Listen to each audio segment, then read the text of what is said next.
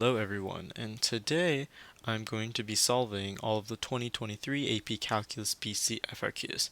So let's just jump straight into them. So 1a asks, using correct units, interpret the meaning of the integral from t equals 60 to t equals 135 of f of t dt in the context of the problem. Use the right Riemann sum with 3 subintervals to approximate the value of this integral. So setting up the integral,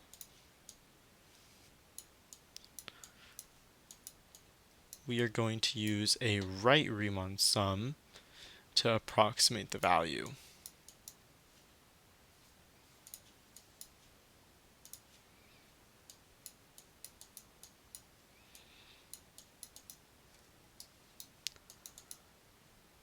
So the first subinterval has a delta x of 30 because 90 minus 60 is just 30.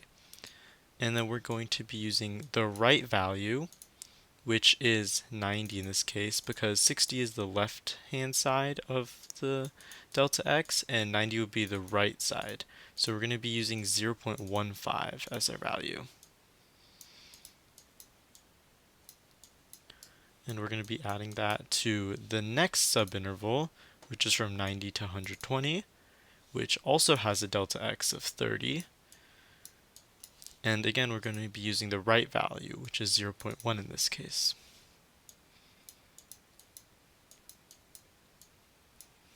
And we're going to be adding that to the final subinterval, which in this case is actually only 15 because 135 minus 120 is 15.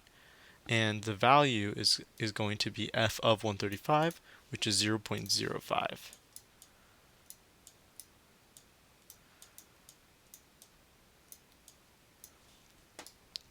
So plugging this into a calculator, because this question was calculator active, gives us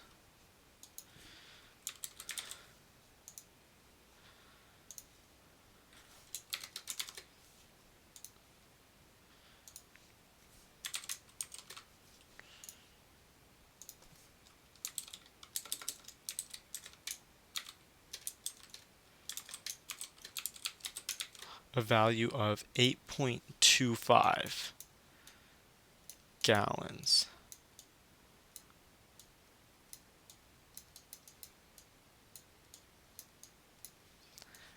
So the reason why it's in gallons and not gallons per second is because we're doing the accumulation of the function. We're trying to find out how much gasoline was pumped in from 60 to 135. So instead of having gallons per second as our unit, it's going to become just gallons.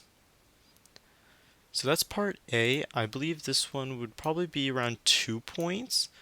They would give you 1 point for the units and the explanation, because you do have to explain in the context of the problem what this value means. And then probably 1 point would be given just for the integral itself, like the Riemann sum approximation. So part B asks, must there exist a value of C for 60 less than C less than 120 such that f prime of C equals 0? Justify your answer. So in this problem, we're going to be using something called Rolle's theorem. So if you're not familiar with what Rolle's theorem is it's just an application of the mean value theorem. So Rolle's theorem states that if f of A is equal to f of B, so two y values are equal to each other at two different places, and the function is differentiable on the open interval from a to b, and it is continuous on the closed interval a to b,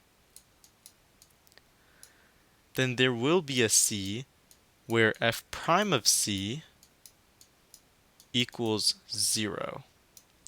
And graphically, it will probably look something like this, where these two values, f of A and f of B, are equal to each other. They're at the same y value. And if you draw a secant line connecting these 2 points, it'll have a slope of 0. And if you look right here, around here, there'll also be a time, or an x value, where the slope will be 0. So that's what Rolle's theorem is. So for this problem, you have to state that f of 60 is equal to f of 120, and that the function is differentiable on the open interval from 60 to 120, and it's continuous on the closed interval from 60 to 120.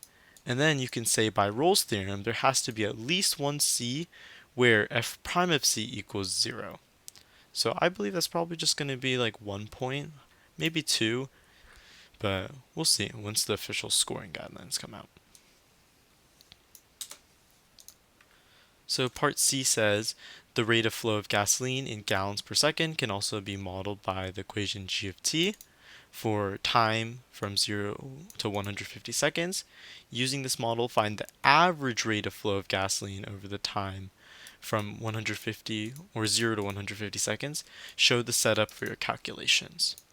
So a lot of students will see the average rate and assume that it's going to be like slope approximation, where it's f of b minus f of a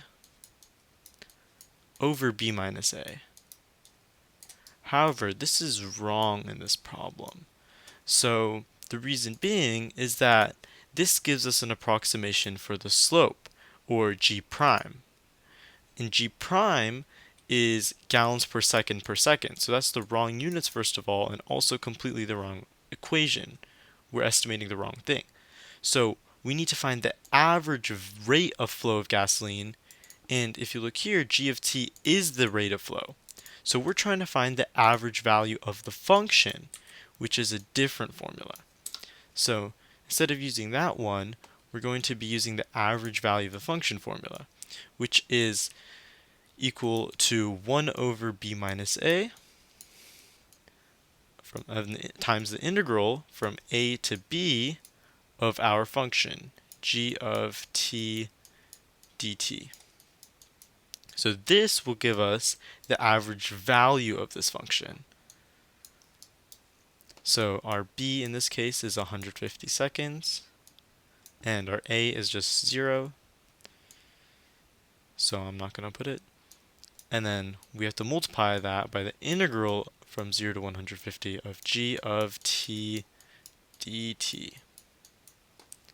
So heading over to Desmos here, I already have g of x set up. So let me just plug all of this in.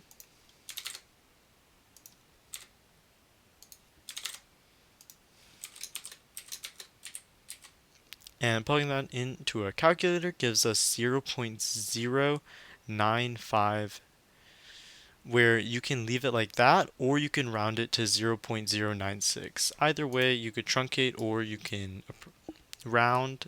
Either answer is fine, but you just have to write down one of those. So 0.095/6. And that is part C.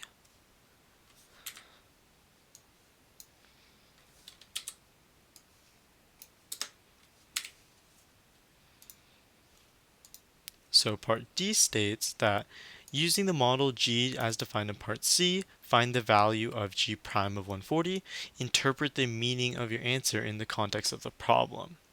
So let's just try to find what G prime of 140 is. So plugging that into a calculator, you should get negative 0.04 or negative 0.05, depending on if you rounded or truncated. So based on the meaning of the problem, the derivative is the rate of change, right? But this is already a rate.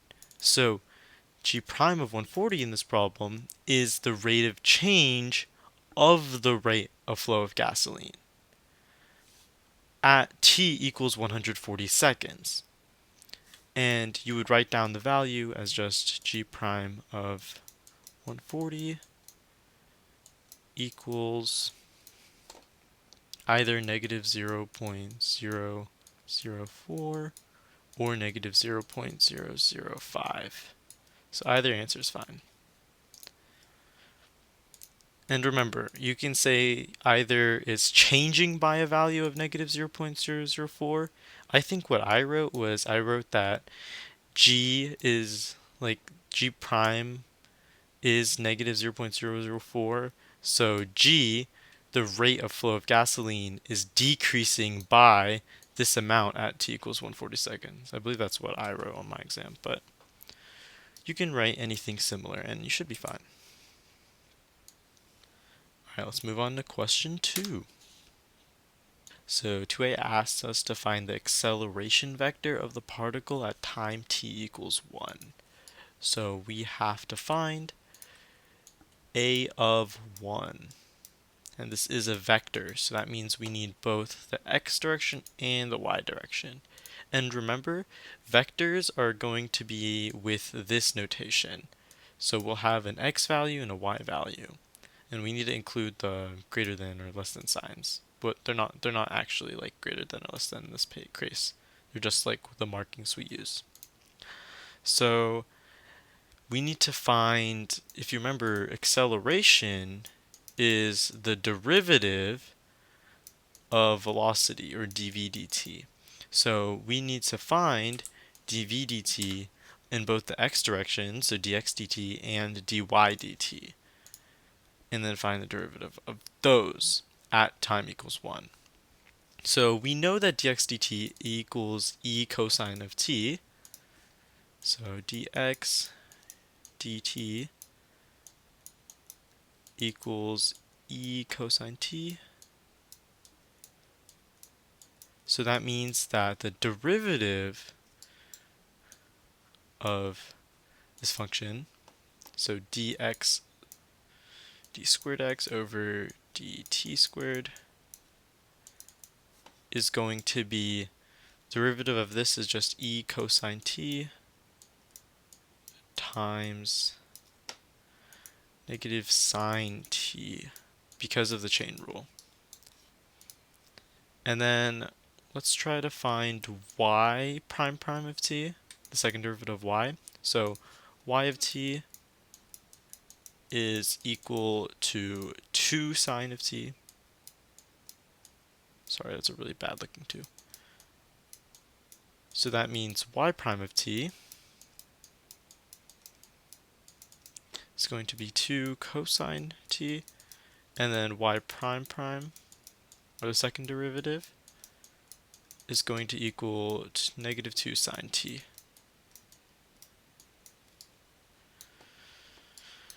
And now we can plug in to find our acceleration vector.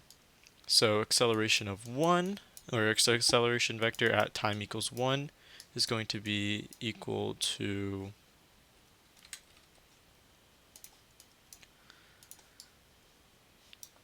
e cosine of 1 times negative sine of 1. That's going to be our x value. And our y value is going to be negative 2 times sine of 1.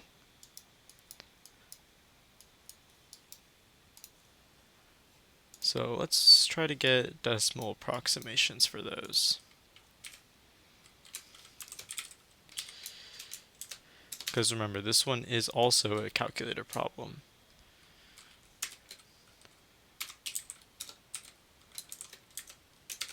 So our x value is going to be negative 1.444, and our y value is going to be negative 1.682 or negative 1.683. Either one is fine. You can truncate or you can round. So acceleration at 1 is negative 1.444, comma, negative 1.682. I'm going to truncate because I like truncating more. So that is our solution to part A, right there. So part B is for 0 to pi, find the first time t, which is the speed of the particle, is 1.5. Show the work that leads to your answer. So speed is given by the equation square root of dx dt squared plus dy dt squared.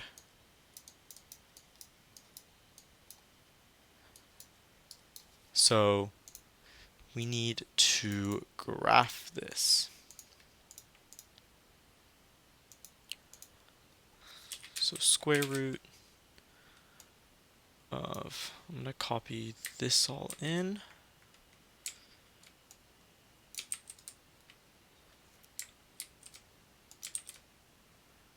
And I'm going to replace these ones with x's. Actually, I need to replace that. So dx dt is e cosine of t.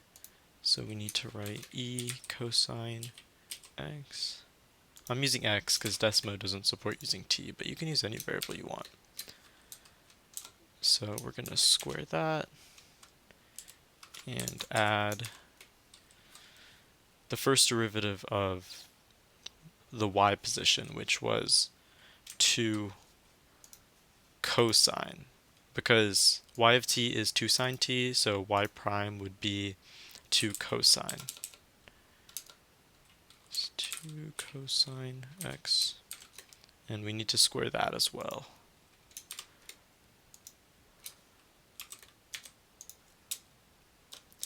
So that is our function, and then we're going to set it equal to 1.5 and find the intersection. So it looks like the first time period where they intersect is at t equals 1.254.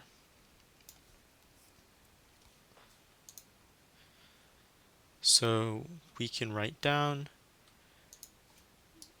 intersect at, we have to set this equal to 1.5 and say intersect,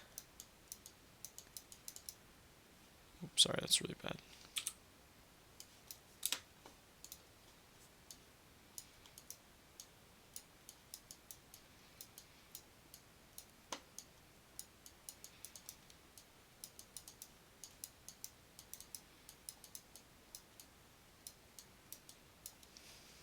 And that's our answer to part B.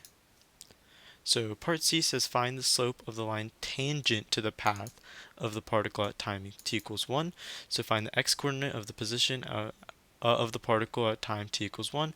Show the work that leads to your answers. So the slope of the line tangent to the path of the particle at t equals 1 is dy dx. So to get dy dx in when you're in parametric, you have to do dy dt divided by dx dt. So our dy dt in this case at t equals 1 is 2 cosine of 1 over e to the cosine of 1, because those are the respective derivatives of x and y. So let's try to find a value for that real quick. So 2 cosine 1 over e to the power of cosine of 1, and I got 0.6295, or you can round to 0.630. Remember, rounding is always okay too, but I like truncating personally. 629, so that's my solution. So that's the first part of part B. The second part is you have to find the position of the particle at time t equals 1. Find the x-coordinate only. So we don't have to find y, we only have to find x. So x of 1 is going to be our initial start time, or initial starting position, which at time t equals 0, the particle is at position 1, 0. So we know that the initial x of 0 was 1. So that's equal to 1. And we have to add the integral from 0 to 1 of dx dt with respect to t. So the reason why we're adding the integral is because this is how much we change by. So plugging this into our calculators, we get 1 plus integral 1 of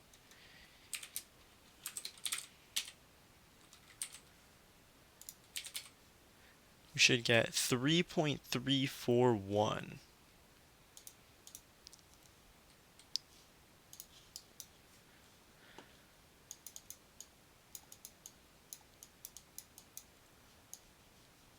So that is part B done. Or no, part C. Moving on to part D, it says find the total distance traveled by the particle over the time interval 0 seconds to, or t equals 0 to t equals pi. Show the setup for your calculation. So the total distance is also going to be equal to the arc length. The arc length is the total distance of the curve. So for this one, the arc length for this curve, the arc length would be all the way from there to there. So for this function, arc length, the formula for arc length, first of all, is given by the integral from t1 to t2 of the square root of dx dt squared plus dy dt squared.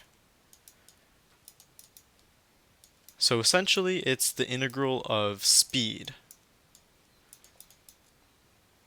Oh, sorry, this is with respect to t. So going back to this equation, if we add an integral sign from 0 to pi, respects to x, you should get 6.034 as your answer.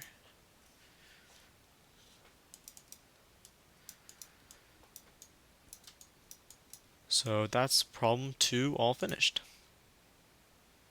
Question 3, 3a presents a slope field for this differential equation and asks us to sketch the solution curve through the point 0, 5.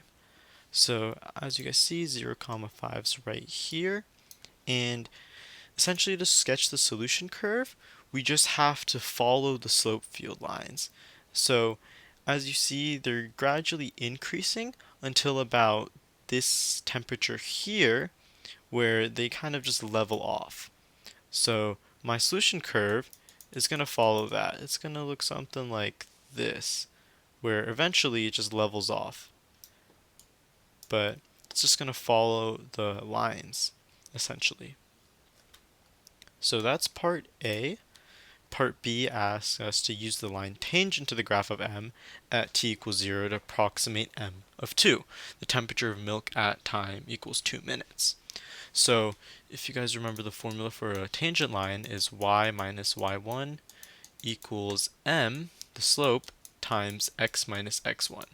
And y1 and x1 are just the line, or the coordinates of the approximation line. So where you're starting your approximation based off, basically.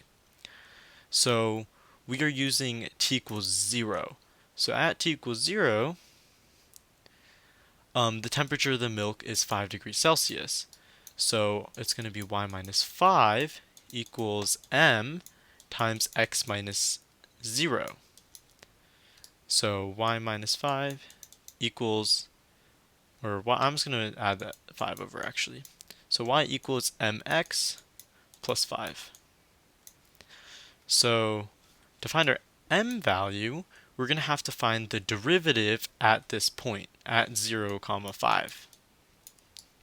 So dm dt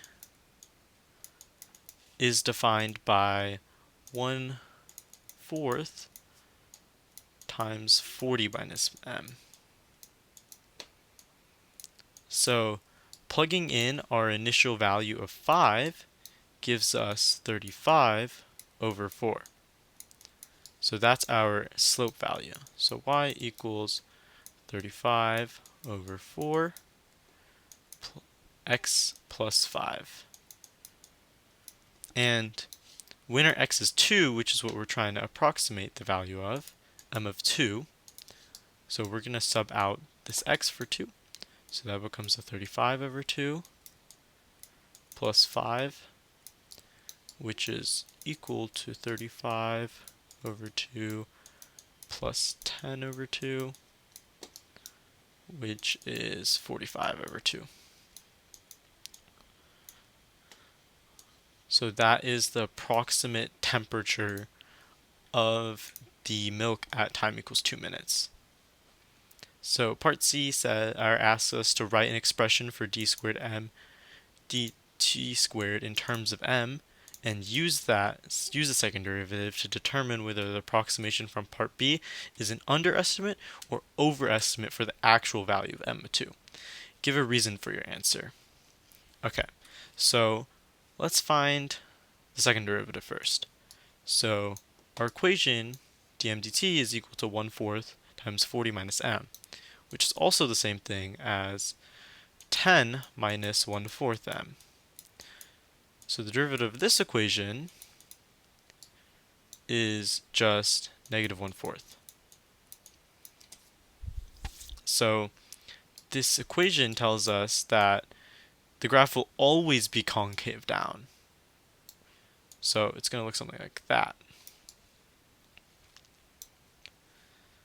Well, depending on m, basically, it's going to be concave down, essentially.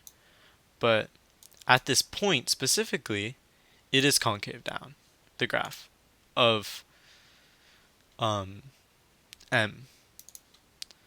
So we have to use this second derivative to see if our approximation was an underestimate or overestimate. So if we draw a tangent line to of a curve that is concave down, do you see how, or actually I should make this a different color probably so it's easier to see.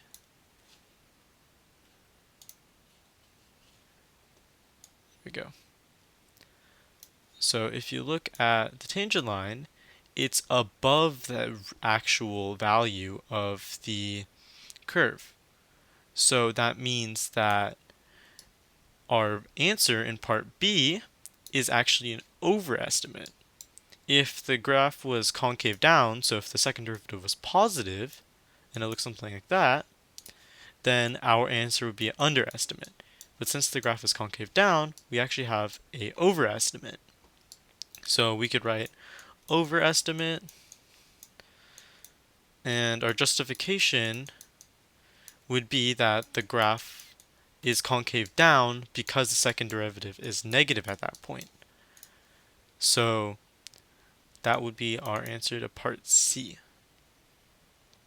And then part D says use separation of variables to find an expression for m of t, the particular solution to the differential equation dm dt equals 1/4 40 minus m with initial condition m of 0 equals 5. So let's start doing our differential equation. So dm dt equals 1/4 40 minus m. So we are trying to get this 40 minus m all on this side, and we're trying to get dt away from the dm. So we can multiply both sides by dt and then divide by 40 minus m.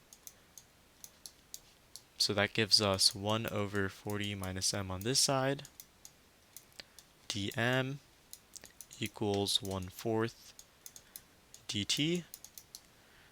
Integrating both sides gives us 1/4 t plus c equals negative ln of absolute value 40 minus m. So the reason why it's negative on the outside is because the coefficient of m here is -1, so we have to divide by -1. So that's why it becomes a negative ln instead of just positive ln. So make sure to include your negative. So then we have to solve for m alone.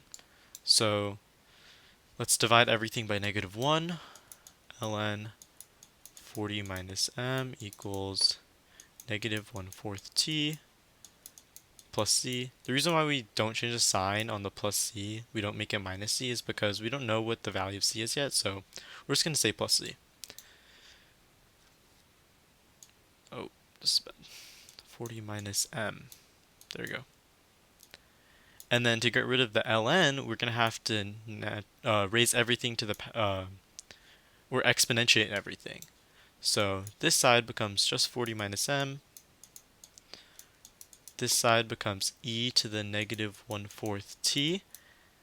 And then this plus e to the c part, we can rewrite that as a number on the outside, like a constant to e. So ae to the negative 1/4 t. The reason being is that e to the negative 1/4 t plus c is the same thing as e to the negative 1/4 t times e to the c, and e to the c is just a random constant, like it's going to be give us a number, so that's why we can write it as a. And then we can subtract 40 over, so minus 40, negative m equals a e negative 1/4 t minus m, or minus 40. And then divide everything by negative 1, we get m equals a e negative 1/4 t plus 40.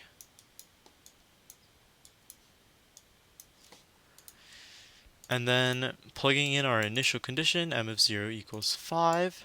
So 5 equals a times e to the 0th plus 40. We get that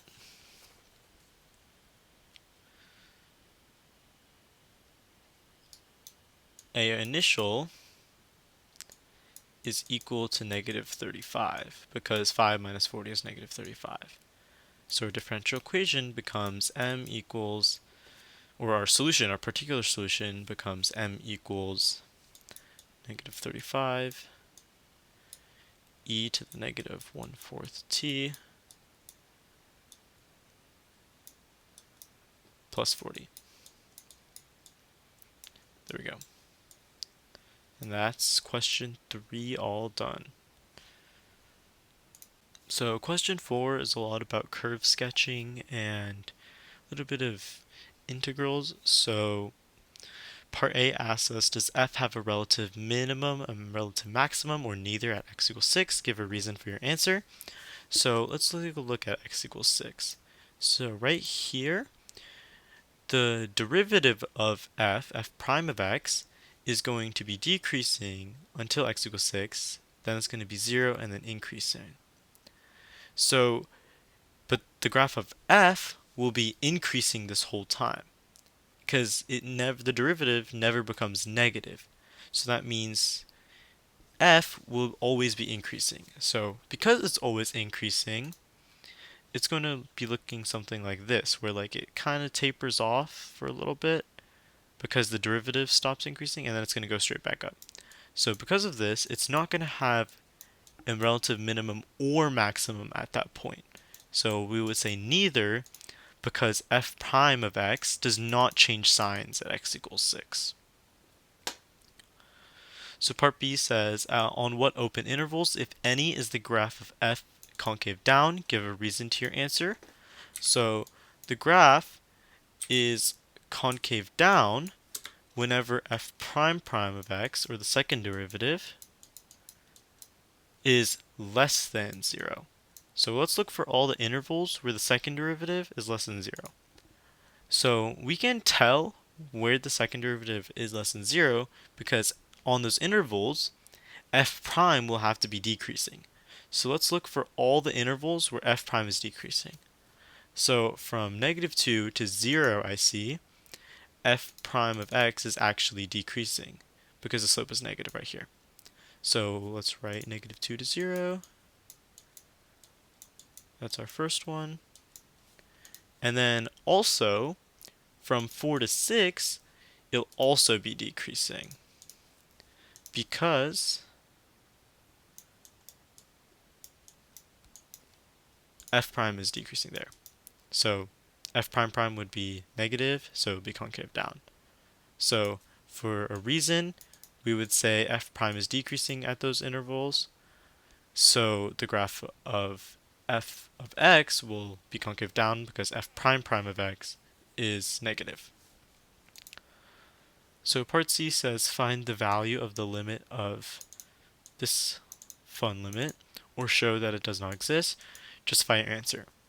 So plugging in directly,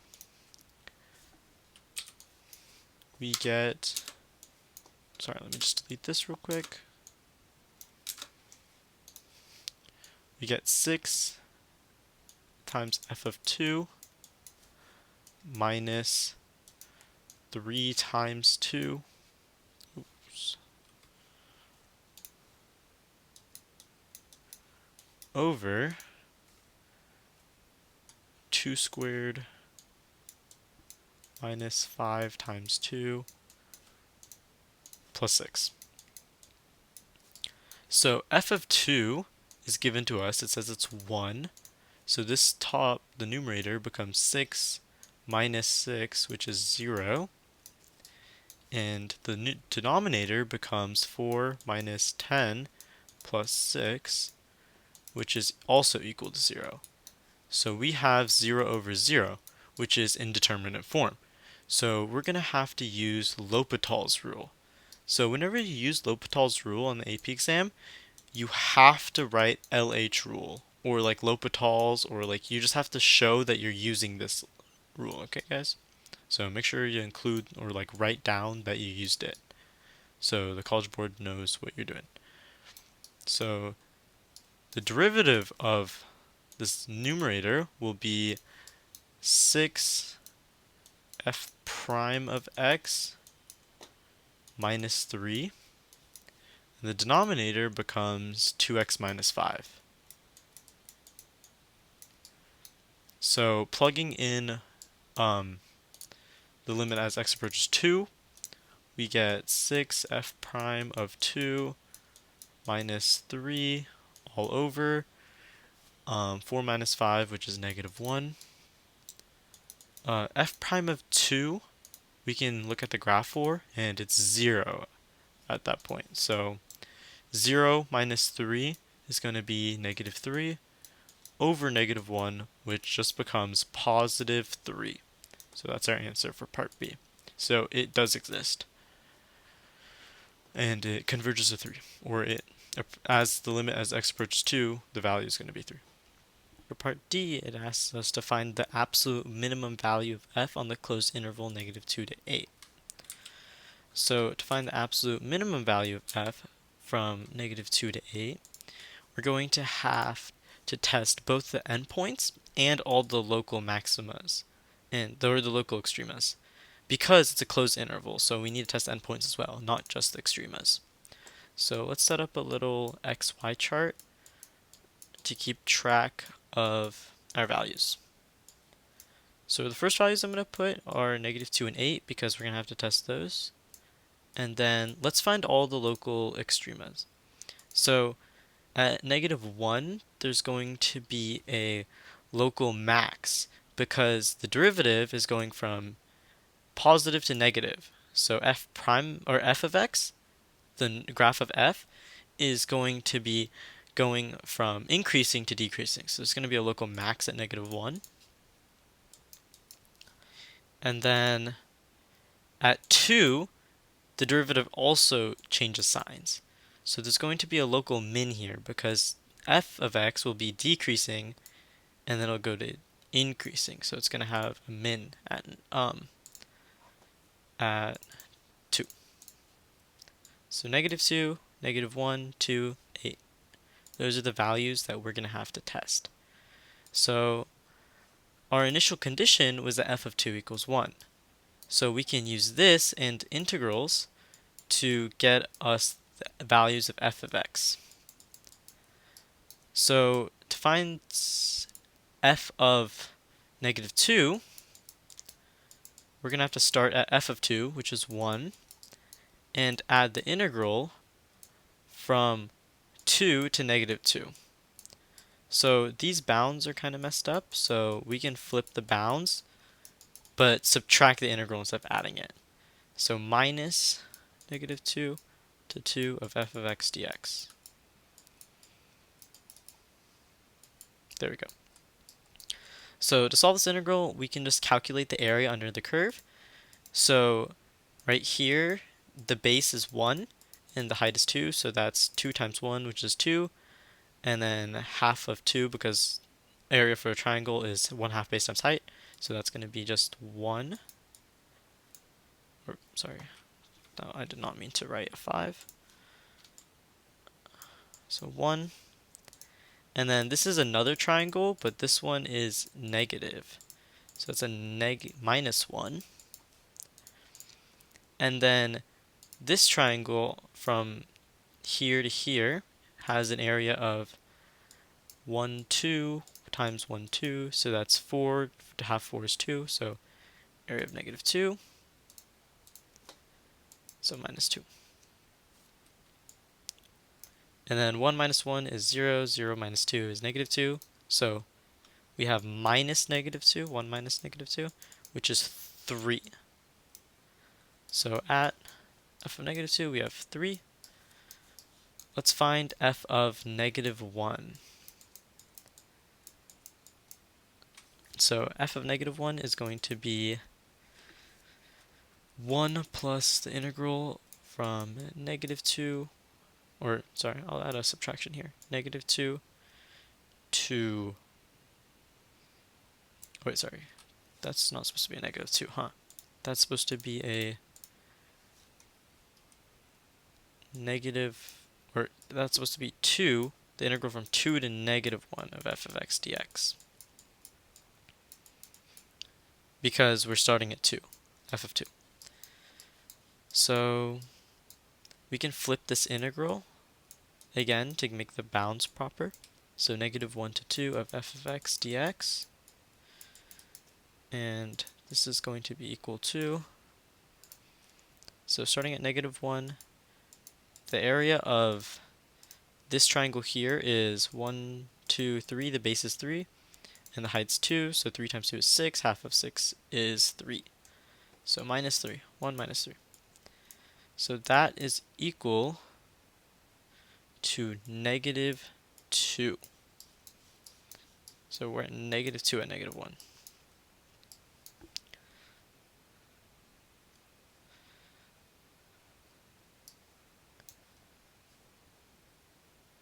Oh wait, sorry. This is supposed to be negative area, so I forgot to switch the sign here. So we're actually subtracting 1 minus negative 3 because of this negative out here, so this is actually positive 4. Sorry guys. It's positive 4. Okay, so now we have to find f of 2. So f of 2 is just our starting point, which is 1. So we don't have to do any work for that one. And then if we look at f prime of x, we don't actually need to find f of x of the last point because we have enough information already. The reason being is that if you look at f prime of x, from 2 to 8, it's only increasing. So the value of f of x, will only get bigger from here. It's not going to get any smaller because the derivative is always positive. So that means f of x is always increasing. So that means f of x will be bigger than 1. So we can just write greater than 1 here. It's going to be greater than 1. So the smallest value we had was 1 at x equals 2. So the absolute minimum of f of x is going to be 1. So that's going to be our answer. Just 1. So part A asks us to find the area of the shaded region enclosed by the graphs of f and g. So area is just the integral from, or the integral of the top function, which in this case is f of x, because as you can see, it's always on top. It's like the higher region, so f of x goes first. And we're going to be subtracting g of x from it. So integral from f of x minus g of x. And our bounds are going to be 0 to 3.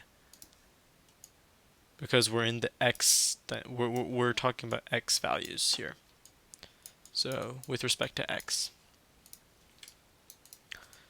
So we know that the integral of 0 to 3 f of x dx is equal to 10. So you can distribute this integral actually. So it's going to look something like this.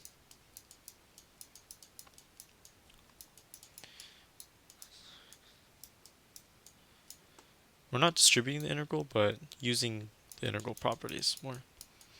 So this is 10, so we're going to be doing 10 minus the integral of 0 to 3 of g of x dx. So g of x is the function 12 over 3 plus x. So we have to find the integral from 0 to 3 of 12 over 3 plus x. So this is a linear term on the bottom, so this is just going to be ln.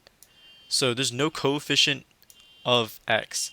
So we don't have to divide by anything. This is just going to turn into 12 ln absolute value 3 plus x. Evaluated at 3 and 0. So if we plug in the 3, we get 12 ln of 6. And if we plug in the 0, we get 12 ln of 3. So 12 ln of 6 minus 12 ln of 0. Or, sorry, not 0. 12 ln of 3. So simplifying these logs, we can write them under the same log because they have the same coefficient as well. So 12 ln of 6 over 3, which turns into 12 ln of 2. So our answer to part A is going to be 10 minus 12 ln of 2. And we can verify the solution real quick. So 10 minus 12 ln of 2 gives us about that. And if we check the integral by graphing, or not graphing, but just computing it using a computer, we get 12 over 3 plus x dx. We get the same exact value. So we know we got it right. So that's the solution, 10 minus 12 ln of 2. So for part B, we have to evaluate the improper integral 0 to infinity g of x squared, or show that the integral diverges. So the integral from 0. So whenever you have an improper integral, you have to express it as a limit.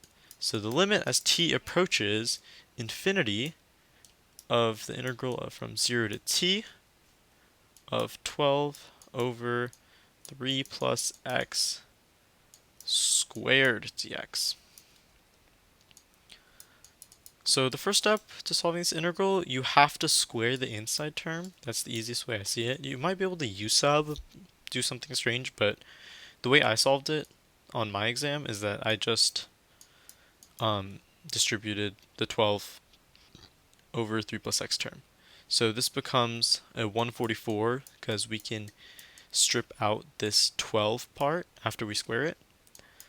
So 144 times the limit of t approaches infinity of 0 to t of 1 over 3 plus x squared dx. Here we can do a u substitution, so u equals 3 plus x, dx is going to equal du over 1. So plugging this back in, we get du u to the negative second, because we can replace this with the u right here.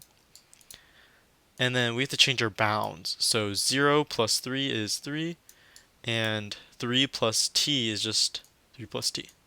So the integral from 3 to 3 plus t times all of this. You gotta copy this down, but I'm kind of lazy, so I'm not going to. So this integral is just power rule now. So adding 1, this becomes negative u to the negative first, evaluated at 3 plus t and 3. So negative 1 over 3 plus t minus negative 1 over 3. And this is 144, limit as t approaches infinity. So for this portion of the answer, 1 over 3 plus something that approaches infinity is going to be equal to 0, because we're basically dividing 1, which is a finite number, by an infinite sum, because 3 plus like an insanely huge number right here. So if we divide 1 by a ridiculously large number, we're going to get approximately 0. So we can just write 0. So 0 minus negative 1/3. This just becomes 1/3 times 144 equals 144 over 3. That is our solution. So it does not diverge, it converges to 144 over 3. So that's part B. And then part C says, let h be the function defined by h of x equals x times f prime of x. Find the integral of from 0 to 3 of h of x. So integral from 0 to 3 of x times f prime of x. So this problem looks to me like integration by parts. So I don't normally do this part in my head, but if you're going to do integration by parts, you can set u as something that's easy to differentiate. So in this case, we can set it equal to x because it will cancel out nicely. So du is going to be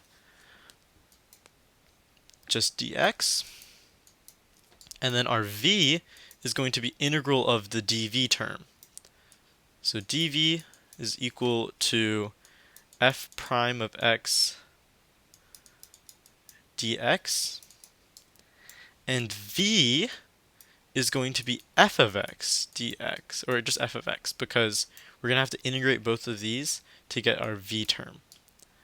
So, as you guys may know, integration by parts is the formula uv minus the integral from v du. So, oops, sorry for that mark. There you go. So u is x, v is f of x, and this is going to be evaluated at 3 and 0, minus the integral from 0 to 3 of f of x, or f prime of x dx. Wait, no, f of x, just f of x, sorry. This is just f of x dx. There we go. Oops. So this part we already know. This is just going to be minus 10 because that's given to us in the problem. And then this part we're going to have to solve for ourselves. So this is x times f of 3 minus x evaluated at 3, so this is going to be a 3, this is going to be a 0 times f of 0. So this whole part just becomes 0, so we can forget about that because 0 times anything is 0.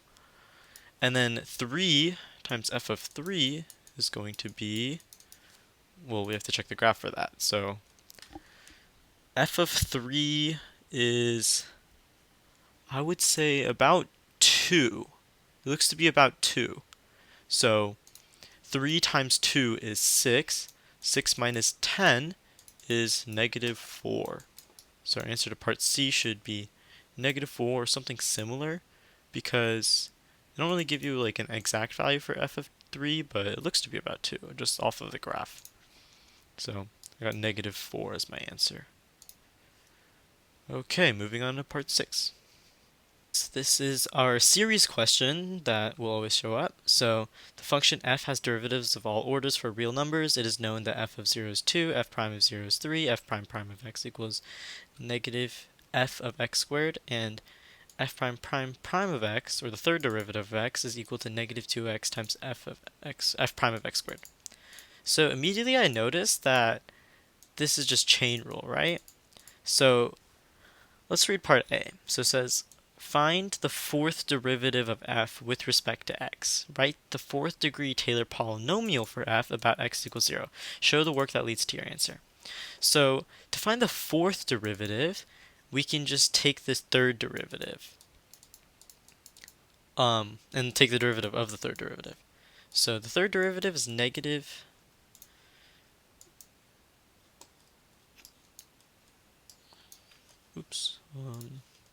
third derivative is negative 2x times f prime of x squared. So to find the derivative of this, we have to use product rule and chain rule. So product rule is the derivative of the first, which is just negative 2 times f prime of x squared. And then for the second one, we're going to have to take the derivative of the second term. So negative 2x times f prime prime of x squared times 2x. So simplifying this becomes negative 2 f prime x squared minus 4x squared. And then we could plug in this if we wanted to. Oh yeah, we have to. Okay, so with respect of f with respect to x. So you can either write f prime prime of x squared if you want, or you can plug in the function for negative f of x squared, because it's equal to the second derivative is equal to negative f of x squared. So we can just write times, but I'm going to just keep it like this. But if you wanted to, the second term could become this. And then you would cancel the negative, so it would actually be plus 4x squared. F of x squared, like that. So that is the first part of part A. We have to now write the fourth degree Taylor polynomial. So the general form for a Taylor series is f to the nth derivative of a times x minus a to the nth over n factorial. So the first derivative, or the initial value, is going to be 2. So 2 times x. We don't have to write the x minus a portion because this is actually a Maclaurin series because it's centered about 0. So we can just write x to the 0th over 0 factorial. So this term becomes just 2. That's our first term.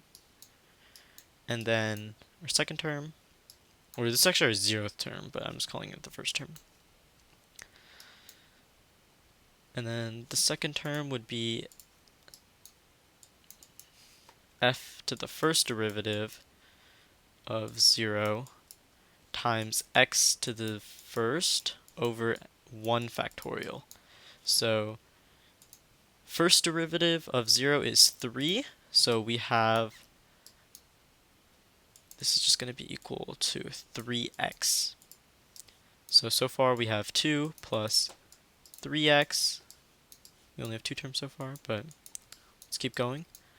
So our second term, or second degree term, will be second derivative f of 0, or at 0, times x squared over 2 factorial.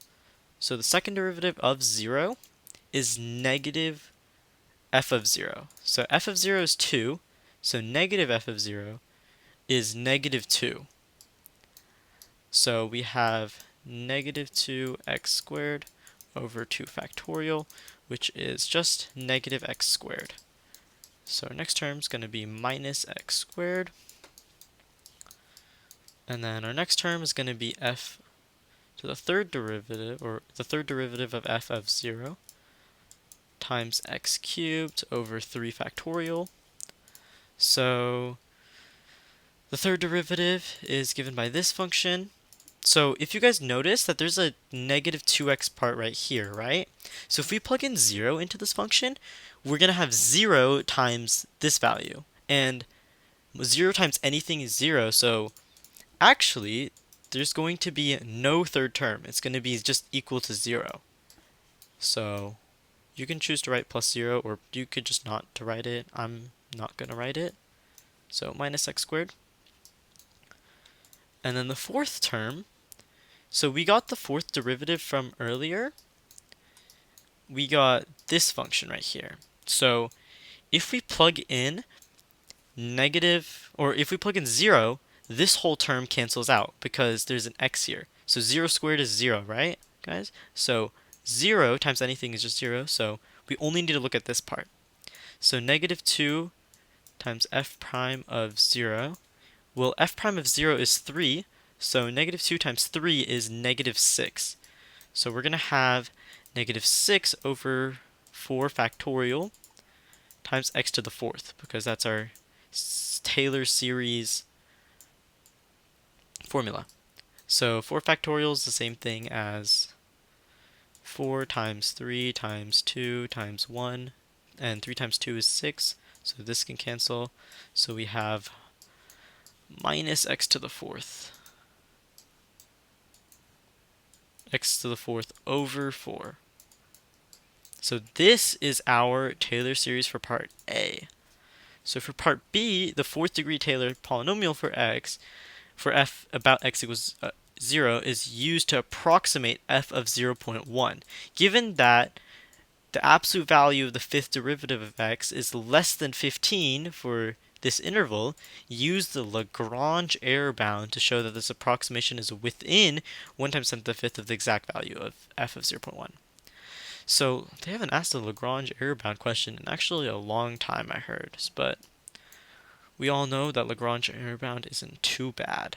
So Lagrange error bound is given by, so the remainder of x, which this is just the exact value minus the Taylor polynomial approximation. So the exact value is f of 0.1, and then the Taylor approximation is what you would get if you plugged in 0.1 into this equation right here. So the absolute value of r sub n of 0.1 is given by the equation x minus a to the n plus 1 power over n plus 1 factorial, and then an m value. So this m value is the maximum value of the n plus 1 derivative. So if r4 is, or if our n, is 4 in this case, because it's a fourth degree Taylor approximation, then our n plus 1 is 5. So this is going to be x to the fifth power over 5 factorial, and our m is going to be the absolute maximum value of the fifth derivative of f of x. And in the problem, they actually give it to us. They say that it's always less than 15 for this region, or for this interval. So this interval includes 0 to 0.1, so we can use this value. So this m is just going to be 15. So 15 times x to the fifth over 5 factorial, and this is all in absolute values, by the way. So our x value is what we're trying to approximate, or what we approximated. So that's 0.1. So we have 15 times 1/10. I'm going to write 0.1 as 1/10 because it makes it a little bit easier, as you guys will see. So 1/10 to the fifth over 5 times 4 times 3 times 2 times 1. So 3 times 5 is 15, so we can cancel the 15 with these two. And then 4 times 2 is just 8, so we can just simplify that. So we have 1 over 10 to the fifth times 8 as our denominator, and that's our bound. That's the maximum error we can have for our approximation. So r sub n of x, r sub n of 0.1, is bounded by 1 over 8 times 10 to the fifth, which is less than or equal to 1 over 10 to the fifth. So we just proved that it is within 1 to the 10 to the fifth of the exact value, because it's within this value and this value is smaller. This one right here is smaller than this one. So that is the work for part B. So moving on to part C. Let g be the function that g of 0 is 4 and g prime of x equals e to the x times f of x. Write the second degree Taylor polynomial for g about x equals 0. So a lot of people for this question might get tricked up, because normally when you have to do these multiplication questions, you have to take a known series. So for example, we know that the series for e to the x is equal to 1 plus x squared over 2 factorial and plus x cubed over 3 factorial and so on. And then they multiply this series by another series. So in this case, f of x. So like we would multiply that by whatever f of x is. But for this problem, we actually don't have to do that. And you'll see why in a bit. We can actually just use the general formula for a Taylor series. So second degree Taylor polynomial will be g of 0 times x to the 0th power over 0 factorial plus g prime of 0 times x to the first over 1 factorial plus g prime prime of 0 times x to the second over 2 factorial. So we stop here because it only asks for a second degree Taylor's polynomial, and that's degree 2. So let's find what g of 0 is. So that's given to us, so that's just 4. So we just have 4 for the first term, and then we're going to have to find g prime of 0 ourselves. So g prime of 0 is equal to e to the 0th times f of 0. So we know that f of 0 is just 2, and e to the 0th is 1. So we just have 1 times 2, which is just going to equal 2. So 2x is going to be our second term. Our third term is going to be g prime prime of 0 times x squared over 2 factorial. So g prime prime, in this case, we can use the product rule to figure out our answer. So e to the x times f of x plus e to the x f prime of x is going to be g, the second derivative of g of x. So these are equal to each other.